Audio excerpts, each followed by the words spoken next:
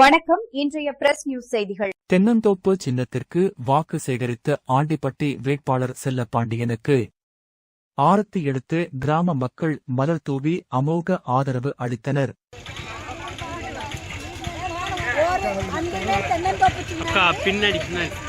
பெருவாரியான வாக்கு வித்தியாசத்தில் வெற்றியினை தேடி பாருங்கள் என்று உங்களை ஒரு வரம்புக்கு வேண்டி விரும்புகிறேன்.